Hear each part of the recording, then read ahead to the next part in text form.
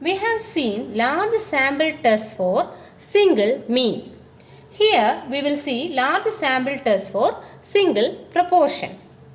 To test whether the difference between sample proportion P cap and population proportion P is significant or not, we have the null hypothesis S naught P is equal to P naught, where P naught is the population proportion, against the alternate hypothesis H1P not equal to P naught or H1P greater than P naught or H1P lesser than P naught.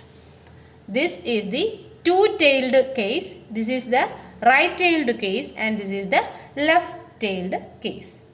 The test statistic used is Z is equal to P cap minus P divided by root of PQ by N, where P cap is the sample proportion, and we know that this follows the standard normal distribution. The test statistic Z is equal to P cap minus P divided by root of PQ by N follows standard normal distribution, and Q is 1 minus P.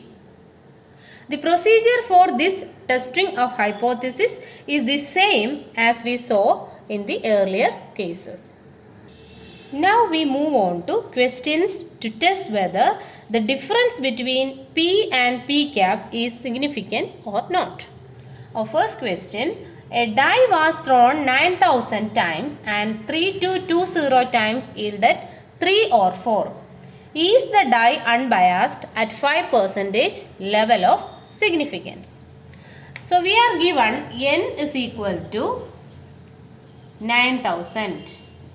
N is 9,000, of which 3220 times we get 3 or 4. That means the sample proportion P cap is equal to 3220 divided by 9,000. Now you have to check whether the die is unbiased or not. Now here population proportion P is probability getting 3 or 4. When a die is tossed, probability getting 3 or 4 is 2 by 6, that is 1 by 3. So if the die is unbiased, probability is 1 by 3. Population proportion is 1 by 3.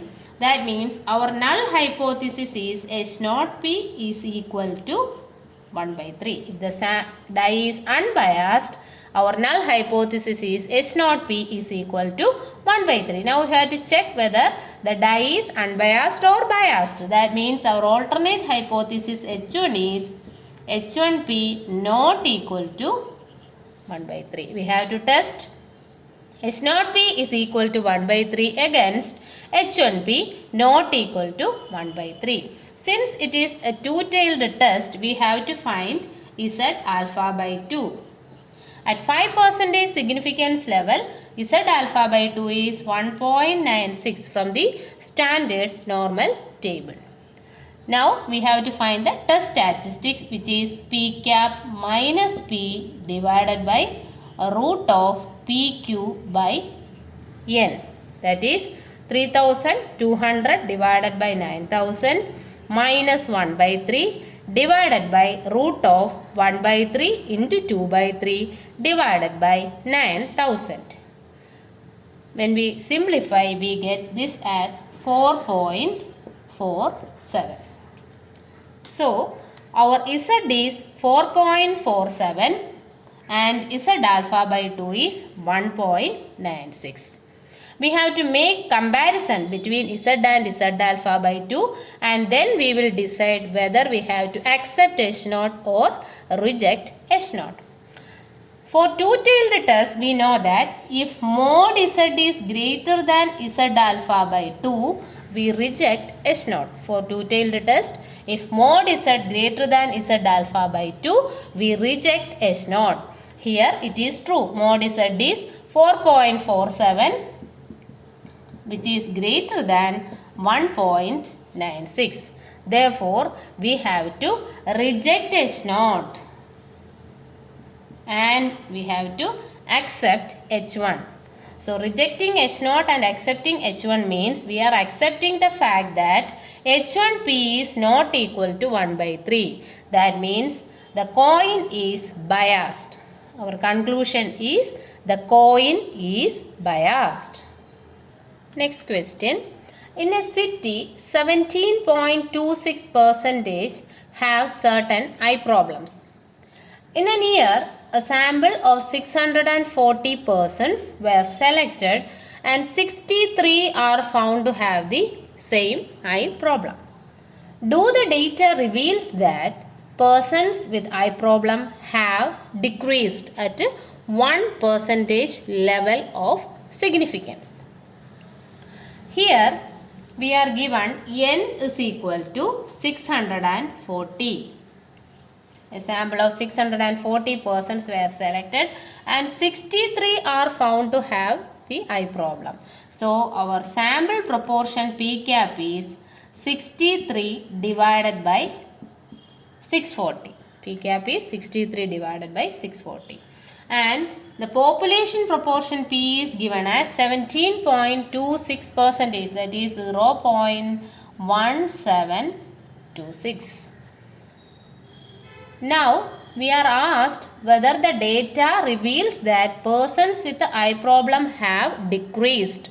So our null hypothesis is H0P is equal to 0.1726 and H1P, the alternate hypothesis, is less than, whether the persons with eye problems have decreased. So H1P less than this 0.1726. We have to check whether H0P is equal to 0.1726 against H1P less than 0.1726. So it is a left-tailed test. We have to find Z alpha at 1% level of significance, and we know that it is 2.33 from the standard normal table. Now we have to find the test statistic Z. The formula is P cap minus P divided by root of PQ by N, which is equal to P cap. P cap is 63 divided by 640 minus P is 0.1726 divided by P into Q, that is root of 0.1726 into 0.8274 divided by 640, and we get this as minus 4.96. Minus 4.96 is Z. Now we have to compare Z and Z alpha. Z alpha is 2.33, Z is minus 4.96. For left-tailed test, we reject the null hypothesis if Z is less than minus Z alpha. We reject H0 if Z is less than minus Z alpha. Here Z is minus 4.96, which is less than minus 2.33. So this is true in this case. So here Z is less than minus Z alpha, and hence we have to reject H0. We will reject H0 and we accept the alternate hypothesis H1. That means our conclusion is sample shows that the person with eye problem has decreased in this particular year. The persons with eye problem has decreased. Next question. A company claims that 20% of its product are top quality. To test this, 400 products were selected randomly and found that 50 are of top quality. Can the company's claim be accepted at 1% level of significance? So you are given the population proportion P is 20%, 0.2, and we are taking 400 products at random. So your N is 400 and found 50 are of top quality. So 50 by 400 is the sample proportion. sample proportion is 50 by 400. Population proportion is 0.2. Now, the null hypothesis is H0P is equal to 0.2. And the question is, can the company's claim be accepted or rejected? So, the alternate hypothesis is H1P not equal to 0.2. This is a two-tailed test. So, at 1% level of significance, we have Z alpha by 2 is equal to 2.575 from the standard normal tables. And the corresponding test statistic is Z is equal to P cap minus P divided by root of PQ by N. That is 1 by 8 minus 0.2 divided by 0.2 root of 0.2 into 0.8 by 400. And we get this as minus 3.75. So here we can see that mod Z is greater than Z alpha by 2. Mod Z is greater than Z alpha by 2. For two-tailed test, if mod Z is greater than Z alpha by 2, we reject H0 and accept H1. We have to reject H0P is equal to 0.2 and accept H1P not equal to 0.2. That means we cannot accept the claim of the company, or company's claim cannot be accepted. A salesman claims that at most 60% of the customers entering the store leave without making a purchase.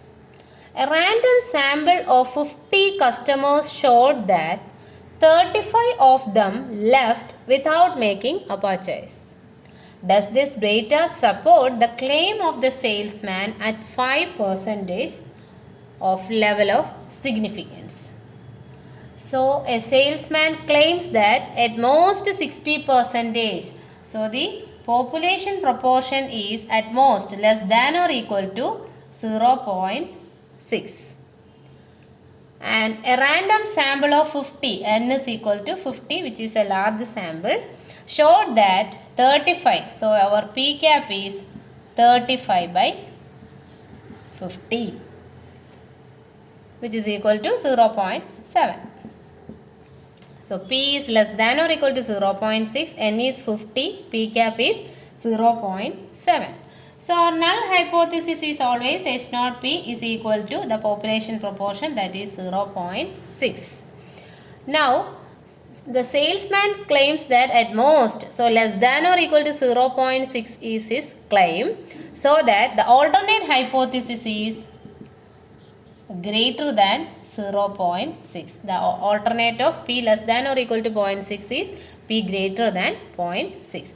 So we have to test H0P is equal to 0.6 against H1P greater than 0.6. Now at 5% level of significance, we have the right-tailed test, so that Z alpha is equal to 1.645. Also Z is equal to P cap minus P divided by root of PQ by N, which is equal to 0.7 minus 0.6 divided by root of 0.6 into 0.4 divided by 50, which is 1.443. Now, for the right-tailed test, if Z greater than Z alpha, we reject H0. If Z is greater than Z alpha, we reject H0 in the case of a right-tailed test. But here we can see that Z is less than Z alpha.